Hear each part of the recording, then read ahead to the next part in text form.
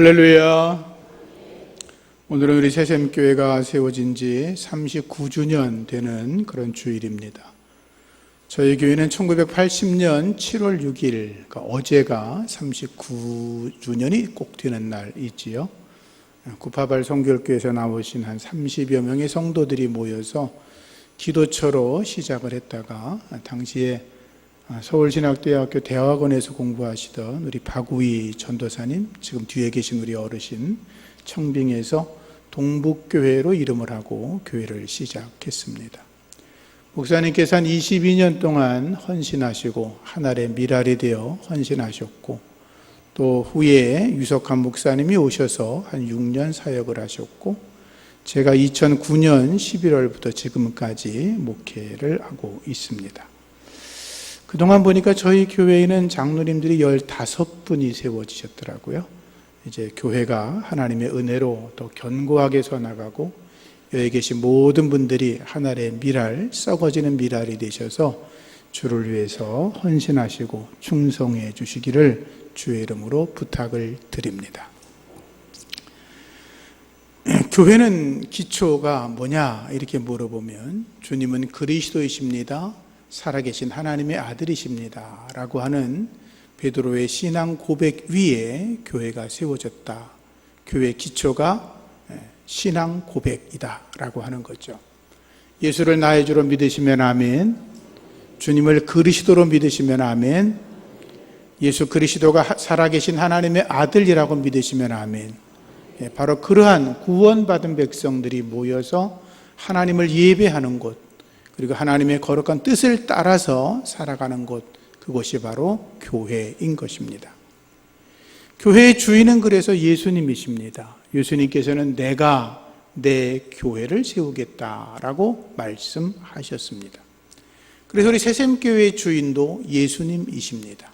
39년 동안 많은 분들이 헌신하셨고, 교회를 위해서 충성하시고 하나님의 나라를 위해서 헌신을 하셨지만, 그럼에도 불구하고 교회의 주인은 예수님이시라고 하는 것입니다. 교회 담임 목사님이 있지만 담임 목사가 교회의 주인이 아니고, 헌신하시는 많은 장로님들과 교회 지도자들이 있지만 그들이 교회 주인이 아니라 교회 주인은 오직 예수 그리스도이십니다.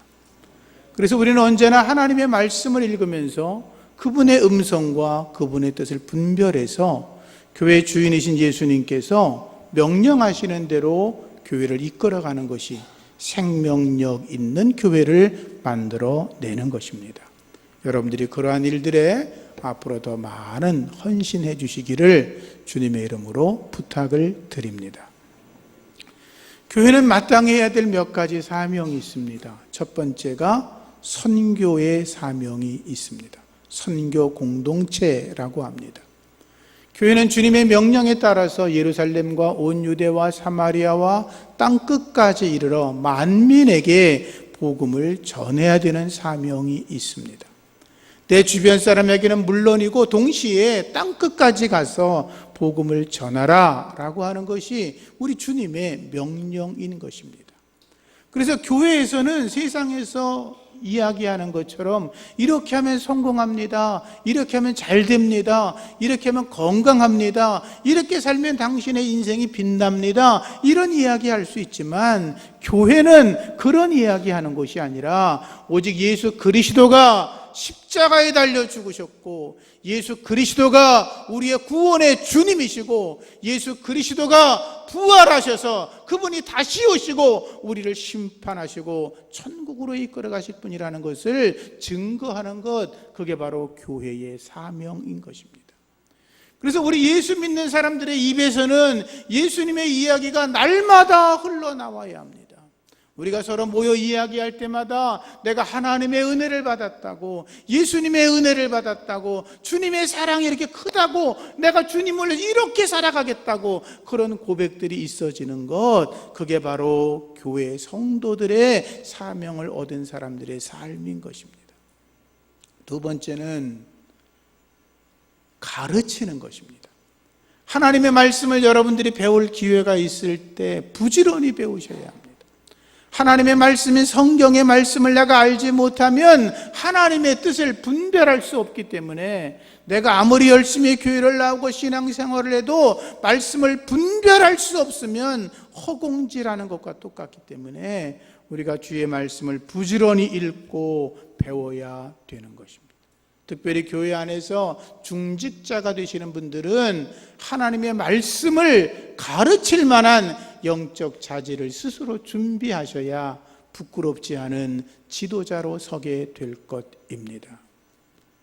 교회의 성도들은 서로 교제하며 살아가는 것이 있습니다. 교제의 사명이라고 또 이야기를 하는데 우리는 혼자 살아갈 수가 없지요. 교회라는 에클레시아라는 말은 하나님께서 불러 모은 사람들이란 의미를 가지고 있습니다. 하나님께서 우리를 다 불러 모으신 것은 스스로 자기 집에서 혼자 예배하고자 하는 것이 아니라 모든 사람들이 한자리에 모여서 함께 구원받은 백성들이 하나님을 예배하고 그분을 찬송하고 그분께 영광 올려드리고 하나님이 설교자들을 통해 주시는 거룩한 말씀을 받아 이 세상을 살아가면서 승리하도록 하기 위함인 것입니다. 그 안에서 영적인 교제를 이루는 것입니다. 사람들이 모였으니 함께 식사하고 대화하고 함께 기도하고 함께 예배하고 함께 협력하고 함께 섬기며 살아가는 것입니다. 같은 말, 같은 마음, 같은 뜻을 가지고 거룩한 교회 안에서 선한 교제를 이루어 가시기를 부탁드립니다. 교회는 섬기는 사명이 있습니다. 교회 안에서 예수를 믿는 사람들은 섬김의 자세를 가져야 합니다. 여러분들이 교회 밖에 나가서는 모르겠어요. 내가 제일 잘났어, 내가 최고야 이럴런지 모르겠어요. 그런데 아마도 제 생각엔 반대일걸요. 교회 밖에 나가시면 남들 앞에서 눈치 보고 고개 숙이고 상대방이 나보다 훨씬 더 크니까 거기서 아무 소리도 못하고 가만히 있는 경우가 더 많지요. 사실이 그렇죠. 근데 교회만 들어오면 그냥 자기가 왕인 것처럼 막 큰 소리 치고 내가 제일이라 그러고 나 외에는 아무것도 없다고 이제 그런 마음을 다 버리시기를 부탁드립니다. 교회는 섬기는 곳입니다. 낮아지는 곳입니다. 그래서 주님 안에서 내가 예수를 믿는 이유가 뭐냐? 섬기기 위해서 예수 믿는 겁니다. 낮아짐의 자세를 배우려고 믿는 것입니다.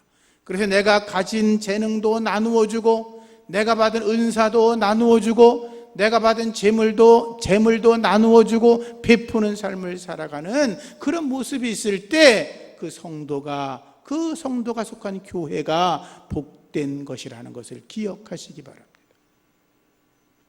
어떤 교회는 매월 마지막 주가 되면 나눔 헌금을 한다고 그러더라고요.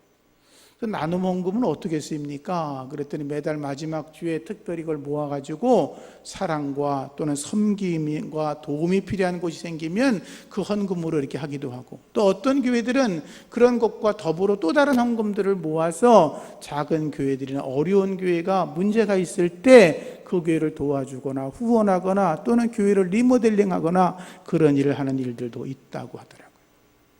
요즘 우리나라가 사회복지가 과거에 비해서 많이 좋아졌어요. 앞으로 더 좋아지겠지만 사회복지를 제일 먼저 시작한 나라는 영국입니다. 그런데 영국에서도 제일 먼저 시작한 곳이 어디냐면 교회입니다. 교회는 그래서 끊임없이 섬기고 나누고 베푸는 일에 남들보다 앞장서야 하나님 앞에 칭찬받는 일을 하게 되는 거죠. 교회 또 하나의 사명은 예배와 성례전입니다. 교회는 거룩한 주일 하나님 앞에 나와 예배해야 합니다. 성만찬 의전을 통하여 예수 그리스도의 십자가의 공로를 다시 한번 기억하고 은혜를 회복해야 합니다. 성도들이 하나님을 가장 높여 영광스럽게 할 수 있는 행위는 예배입니다. 예배. 찬양으로 영광 올리고 기도하며 하나님을 높여드리고 헌금을 드리며 주님께 영광 올리고 나의 시간과 마음과 뜻과 정성을 다 드려 하나님을 예배하는 이 시간이 하나님을 가장 영광스럽게 하는 시간입니다.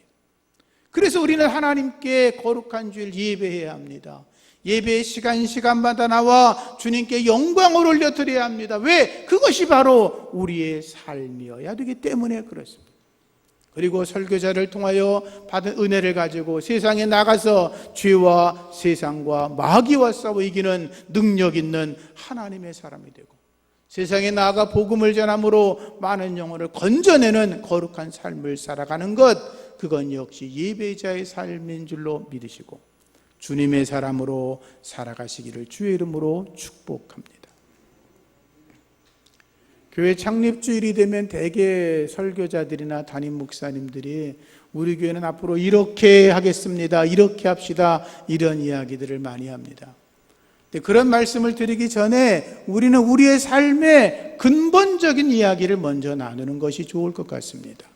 여러분들 각자 한 사람 한 사람이 내 마음을 옥토로 만들어 주시기를 부탁합니다. 왜냐하면 우리 심령이 좋은 밭이 되지 않으면, 옥토가 되지 않으면 우리는 하나님 안에서 열매를 맺을 수가 없기 때문입니다. 씨앗이 떨어졌습니다. 그 씨앗이 자라다가 밟히기도 합니다. 그 씨앗이 자라다가 잘려버리기도 합니다. 꺾어지기도 합니다. 그런데 어떤 것은 땅에 떨어지자마자 말라 죽기도 합니다. 중요한 건 여러분들의 모든 심령이 옥토가 되면 이 교회도 옥토가 되고 그 위에 많은 열매가 맺혀질 줄로 믿습니다. 내 마음속에 세상을 향한 욕심들, 재물을 창고에 가득 쌓아놓으려고 하는 욕심들, 남보다 내가 더 높아지고자 하는 욕심들, 남을 쓰러뜨리고자 하는 욕심들, 남을 얕잡아 보는 마음들, 남을 업신여기는 마음들, 자신의 기득권을 지키려고 하는 마음들, 눈가림하면서 자신을 포장하면 잘못된 생각들, 남을 속여 거짓말하는 마음들, 겉은 아주 번지르르하지만 속은 휘칠한 무덤처럼 썩은 냄새가 나는 것들, 다 바리새인들과 사두개인들을 향하여 책망한 주님의 말씀 아닙니까? 여러분 마음속에 그런 마음이 홀이라도 남아있다면 그 모든 것들을 제거해버리고 옥토로 만들어 가시기를 주의 이름으로 부탁을 드립니다.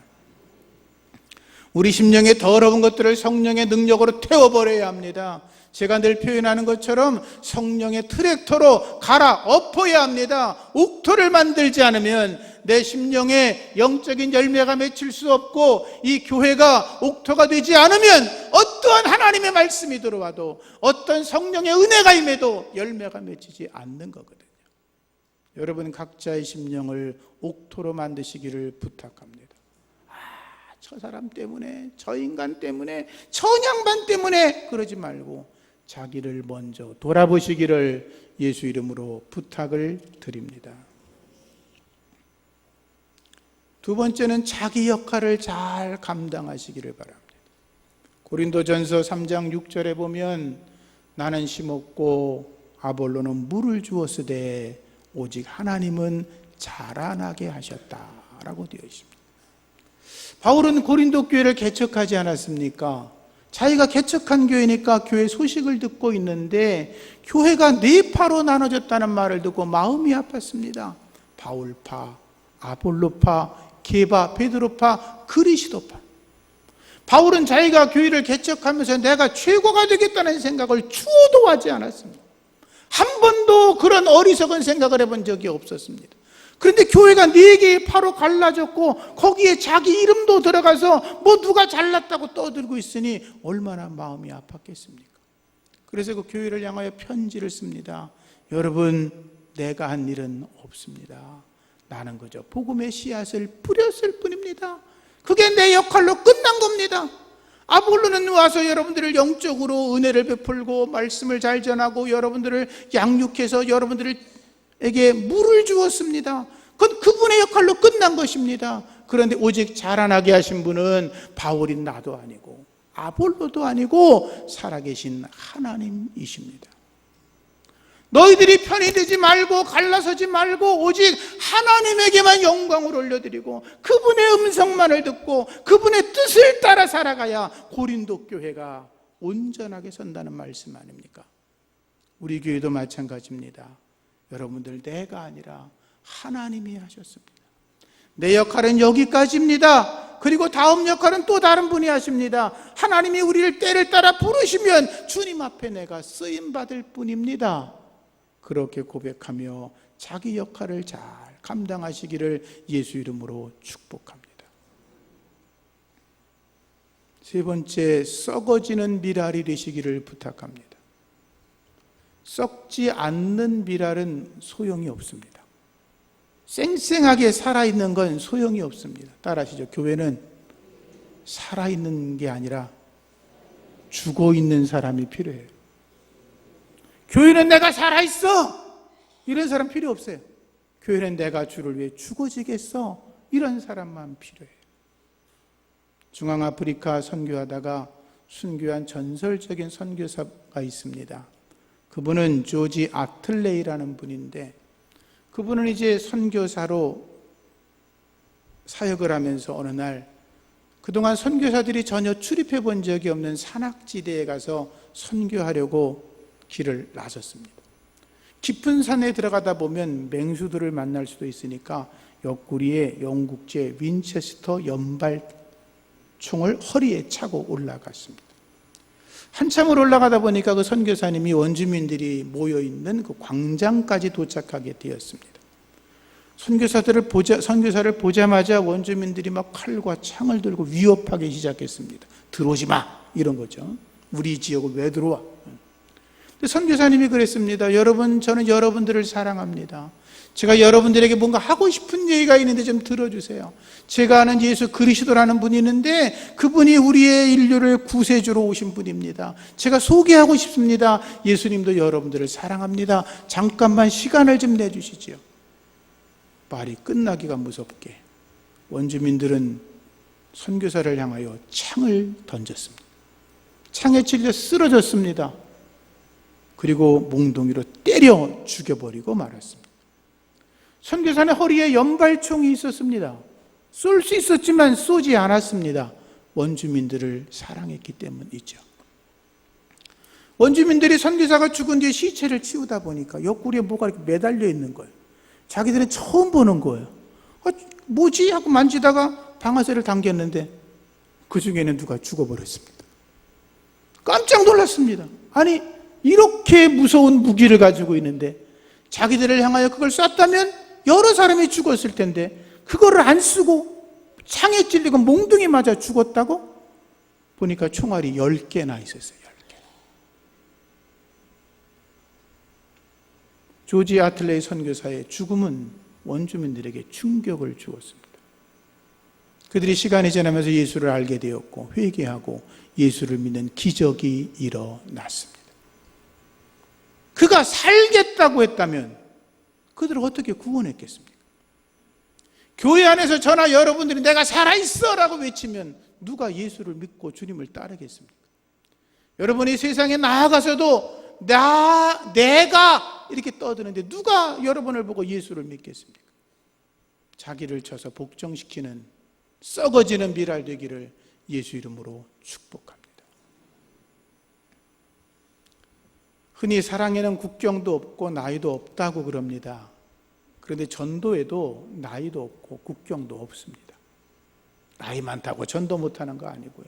국경이 가로막혔다고 전도 못하는 거 아니잖아요. 지난 4주간 동안 제가 조선 땅끝 조선 땅에 와서 선교하기 위해서 헌신하신 선교사님들 이야기를 제가 말씀을 드렸습니다.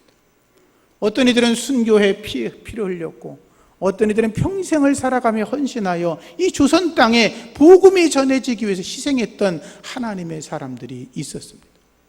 그들이 살아있는 미랄이었다면 아무런 의미가 없었겠지만 그들이 썩어지는 미랄이 되었기 때문에 이 한국 땅의 복음이 이렇게 아름답게 열매를 맺었고 저와 여러분도 이곳에서 39주년 교회 창립 예배를 드리고 하나님 앞에 맥주 감사 예배를 드리고 있는 줄로 믿습니다. 선교사들이 이제 우리나라에 본격적으로 들어오기 시작하면서 선교가 시작되는데 그때에 영아소동이란 사건이 있었습니다.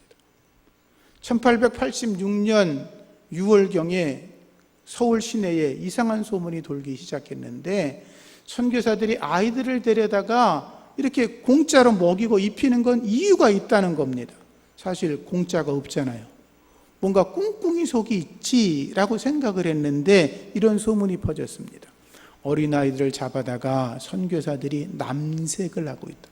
남색이 무슨 말인지 아시죠? 조선 아이를 데려다가 잘 먹인 다음에 다른 나라의 노예로 팔아먹고 있다. 조선 아이들을 데려다가 이 몸뚱아리는 해부용으로 쓰고, 수술을 잘하니까 해부용으로 쓰고 눈알은 뽑아다가 카메라 렌즈로 쓰고 있다. 우중부식하면 그런 말을 했겠어. 근데 이런 황당한 얘기가 퍼져나갔는데 그때 어간에 프랑스 공사관의 요리사로 있던 오봉엽이란 자가 이런 소문을 퍼뜨렸습니다.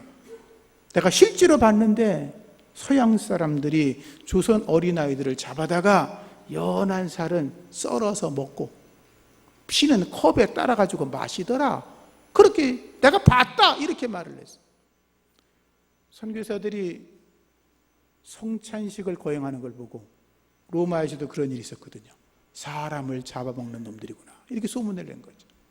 그 말을 들었는데 조선 사람들이 오죽 화가 났겠어요. 분이 피가 막 거꾸로 솟고 그러면서 선교사들을 가뜩이나 서양 귀신이라고 서양 오랑캐라고 하는데 집집마다 찾아다니며 돌을 던지고 욕을 하고 막 흥분했죠. 병원에 고아원에 학교에 몰려가면서 아이를 내놓으라 그러고 배제학당과 이학당에 쫓아가서 시위대들이 몰려가면서 막 싸움이 벌어지고 난리가 났죠. 선교사님들이 자꾸 공사관의 보호를 요청해서 사태가 진정되었어요. 근데 그 해 여름이 지나가면서 한양 안에 전염병이 막 돌기 시작하고 많은 사람들이 병으로 고생하고 죽어나가기 시작했는데 그때 영아소동으로 오해받았던 선교사님들과 성도들이 아주 지극정성을 다해서 그들을 돌보아 주었어요. 그래서 사람들의 생각이 조금씩 바뀌기 시작했죠. 그러다가 이제 그때 김창식이라고 하는 사람이 이 영아소동에 대한 이야기를 듣고 정말로 서양 사람들이 아이를 잡아다가 살을 먹고 피를 빨아먹나 하고 생각을 해서 농부 출신이었던 그가 올링거라고 하는 선교사님의 집에 사환으로 위장 취업을 해요. 위장 취업. 몰래 숨어 들어가서 일을 시작한 거죠. 근데 김창식이 그 집에 들어가서 몇 년 동안 일을 하고 나서 이런 고백을 했어요. 들어보세요. 내가 맨 처음 일하던 집은 미국 사람 올링거 목사의 집이었다. 나는 그 집에서 일하는 동안에 주인 내외의 생활을 매우 주의 깊게 살펴보았다. 그러나 아무리 살필지라도 조금도 불의한 행동을 볼 수가 없었다. 나는 몇 해 동안 그 집에서 일하는 가운데 그 집 주인 내외가 가히 본받을 사람이라고 생각했고 그들에게 감화를 받아서 예수 믿기로 작정했다. 할렐루야. 이렇게 기독교로 개종한 김창식이 아펜셀러 선교사에게 세례를 받았고 정동교회를 다니며 권사가 되었고 전도인으로 헌신하다가 홀이라고 하는 의료 선교사를 따라서 평양에 가서 사역을 했습니다. 평양 사람들도 기독교 복음을 받아들이지 않았습니다. 그러나 그들이 베푸는 의료술은 감사로 받았습니다. 그런데 이 홀이라고 하는 선교사가 한양에 잠깐 내려가 있는 동안에 평양 감사가 김창식을 잡아가지고 칼을 뒤집어 씌우고 그리고 매를 때리고 죽도록 때리면서 예수를 믿지 말라고 강요했지만 그는 죽도록 맞았지만 예수를 부인하지 않았다고 그럽니다. 후에 청일전쟁이 일어났을 때도 평양을 떠나지 않았고 전쟁통에 고통당하는 사람들을 돌보아 주다가 홀이라는 선교사는 질병에 걸려가지고 전염병으로 서울로 이송됐지만 순직했고 김창식은 남아서 그들의 영혼을 돌보고 애쓰다가 많은 사람들이 예수를 믿고 교회가 세워지는 기적이 일어나기 시작했습니다. 김창식 그분이 1895년에 남산제라는 교회를 세우고 광성학교를 세우게 되었는데 기록을 보니까 그분이 돌아가실 때까지 48개 교회를 개척했고 225개 교회를 돌아다니면서 교회를 섬겼다는 기록이 있습니다. 여러분, 선교사들이 썩어지는 미랄이 되지 않았다면 그를 통해서 구원받고 은혜 받은 김창식이라는 분이 썩어지는 미랄이 되지 않았다면 어떻게 한국 교회가 이렇게 건강하게 세워질 수가 있었겠습니까?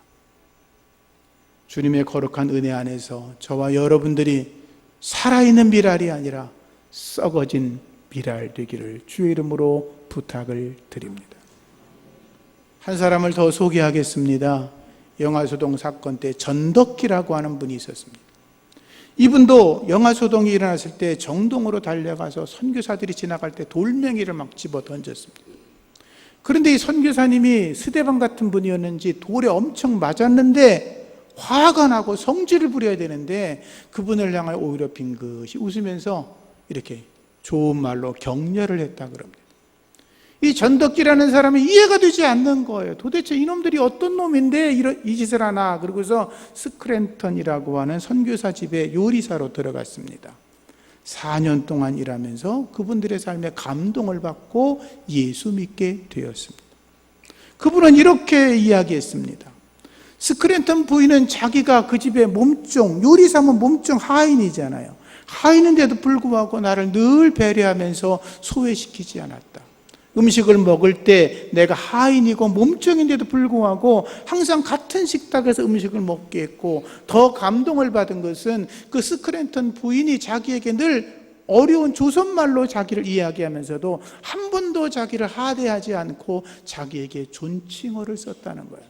당시 조선사회에서 있을 수 없는 일이죠.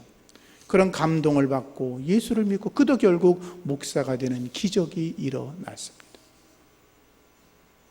썩어지는 미랄 되시기를 주의 이름으로 부탁을 드립니다.